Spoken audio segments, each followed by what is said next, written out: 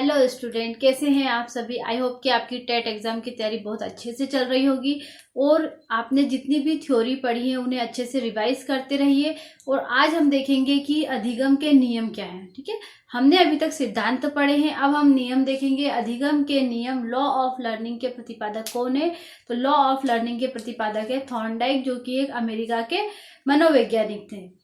इनकी जो बुक आई थी 1913 में, शिक्षा मनोविज्ञान, इसी में इन्होंने मुख्य नियम और गौण नियम बताए थे कि अधिगम के 3 मुख्य नियम है और 5 गौण नियम है।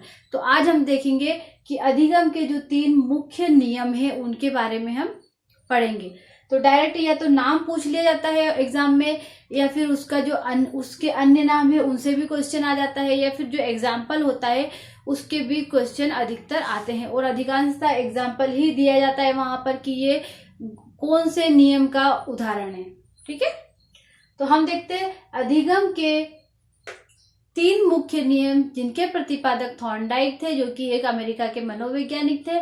और इन्होंने अपनी पुस्तक शिक्षा मनोविज्ञान में 1913 में ये नियम दिए थे। 3 नियम कौन कौन से हैं?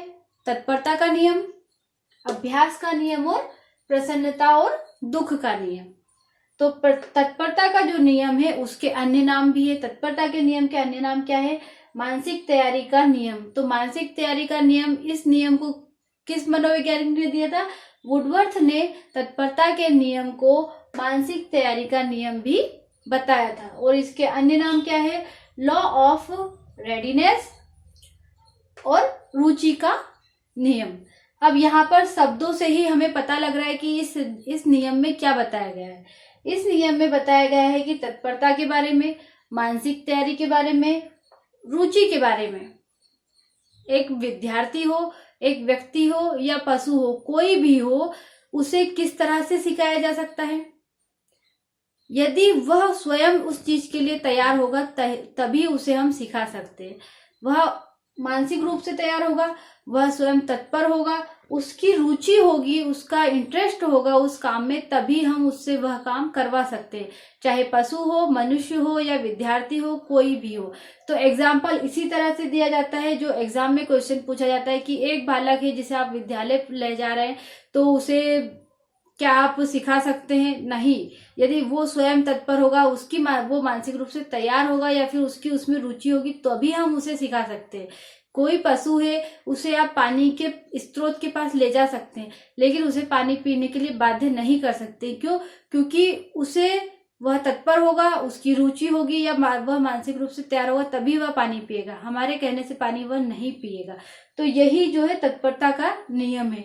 तो इस तरह से एग्जाम्पल दिए जाते हैं एग्जाम में कि आप एक बालक है जिसको कि आप विद्यालय में ले जा रहे हैं, क्या आप उसे पढ़ाने के लिए मजबूर कर सकते हैं पढ़ने के लिए?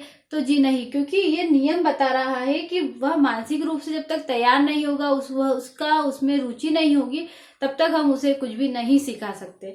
तो पहला नियम है तत्परता का नियम। दूसरा नियम है अभ्यास का नियम। अभ्यास का नियम कह दो, श्रम का नियम कह दो, या फिर लॉ ऑफ एक्सरसाइज का नियम कर दो, या फिर उपयोग अनुपयोग का नियम भी कह सकते हैं। क्यों? क्योंकि देखिए, अभ्यास किसी भी कार्य को करने के लिए, किसी भी कार्य को सीखने के लिए, किसी भी कार्य में आगे बढ़ने के लिए अभ्यास की बहुत जरूरत होती है। जब तक आप प्रैक्टिस नहीं करेंगे तब तक आप उस काम में आगे नहीं बढ़ सकते हैं। अभ्यास करेंगे तो आपको मेहनत भी करनी होगी, श्रम भी करना होगा। तो अभ्यास के नियम का एक अन्य नाम है श्रम का नियम। आपको श्रम भी करना होगा, मेहनत भी करनी होगी। इंग्लिश में कहा जाए तो लॉ ऑफ एक्सरसाइज करनी होगी। उपयोग अनुपयोग का नियम, इसी नियम को उपयोग अनुपयोग का नियम भी कहा जाता है। क्यों कहा जाता है? क्योंकि देखिए, अभ्यास का नियम है, आप अभ्यास कर रहे हैं, ठीक है। अब अभ्यास यदि आपने नहीं किया तो क्या आपका काम होगा? नहीं होगा। क्यों? क्योंकि आप उस काम में पीछे हो जाएंगे। कैसे हो जाएंगे? मान लीजिए आप कोई एक अच्छा गेम खेलते हैं, या फिर अच्छे से पढ़ाई करते हैं, या कोई भी वर्क हो, खाना बनाना हो, बाहर का काम हो, शॉप का हो, या बच्चों का जो काम है, कोई भी काम हो, जब तक आप उस काम को करते नहीं रहेंगे तब तक आप आगे बढ़ते नहीं रहेंगे। यदि आप उस काम को डेली कर रहे हैं, उस पर अपना समय दे रहे हैं, अपनी मेहनत कर रहे हैं, तो आप उस काम में और आगे बढ़ेंगे। यदि आप उस काम को छोड़कर किसी अन्य काम में लग जाएंगे तो आप उस वाले काम में पीछे हो जाएंगे। क्यों? क्योंकि वहां पर आपका अभ्यास नहीं हुआ है, आपकी प्रैक्टिस नहीं हुई। मान लीजिए आप एक अच्छे प्लेयर है क्रिकेट के या फुटबॉल के, किसी भी गेम के, ठीक है, आपने कुछ समय के लिए आप बीमार हो गए तो क्या होगा कि आपकी प्रैक्टिस छूट जाएगी और जब आप मैदान में फिर से जाएंगे तो वहां पर आपको थोड़ा महसूस होगा कि नहीं, मेरी प्रैक्टिस नहीं हुई इसलिए मैं थोड़ा पीछे हो गया।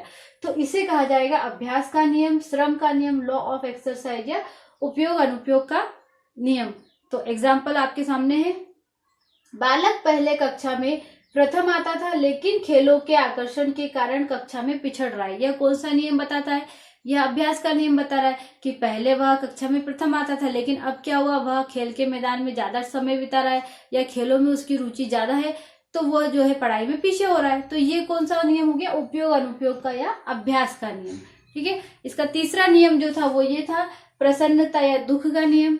इसी नियम के अन्य नाम है परिणाम का नियम, लॉ ऑफ इफेक्ट, प्रभाव का नियम, संतोष का नियम, संतोष या असंतोष का नियम। क्यों? क्योंकि इसमें क्या हो रहा है कि इसमें आपका जो रिजल्ट आ रहा है, ठीक है, आपने जो काम किया है उसका आपको जो रिजल्ट मिल रहा है, यदि आपको उसका रिजल्ट अच्छा मिलेगा तो आप और सोचेंगे कि उस काम को हम और आगे बढ़कर करेंगे तो उसका प्रभाव आप पर पड़ेगा। ठीक है। तो देखिए यहाँ पर आपको रिजल्ट मिलेगा, अच्छा मिलेगा तो आप प्रसन्न हो जाएंगे, यदि रिजल्ट अच्छा नहीं मिलेगा तो आप दुखी हो जाएंगे। यदि आपका परिणाम अच्छा है तो ही आप आगे उस पर कार्य करेंगे, नहीं तो आपका मन उसमें नहीं लगेगा। लॉ ऑफ इफेक्ट, इसे नियम को प्रभाव का नियम भी कहा जाता है। क्वेश्चन इसी तरह से पूछा जाता है अधिकांशतः कि प्रभाव का नियम कौन सा है या प्रभाव के नियम में क्या बताया गया है। तो इसको प्रसन्नता और दुख के नियम को प्रभाव के नियम से ही पूछा जाता है अधिकांशतः।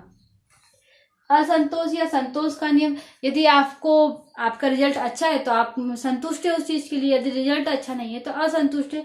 तो ये है थॉर्नडाइक के अधिगम के 3 मुख्य नियम, तत्परता का नियम, अभ्यास का नियम और प्रसन्नता दुख का नियम। इसके जो 5 गौण नियम है वो हम अगली क्लास में पढ़ेंगे। अभी तक के लिए आपको तीनों नियमों को याद करना है और तीनों नियमों की जो एग्जाम्पल है उनकी प्रैक्टिस अच्छे से करना है। क्यों? क्योंकि एग्जाम्पल ही दिए जाते हैं एग्जाम में और उन्हीं के से पूछा जाता है कि ये कौन सा नियम है। तो आपको ये सब चीजें समझ में आई होगी। और यदि आपको और भी जो क्लास अटेंड करनी है या फिर जो वीडियो पुराने देखने तो आप डिस्क्रिप्शन में जाकर देख सकते हैं लिंक से, या फिर आप प्ले लिस्ट से भी देख सकते हैं। Thank you.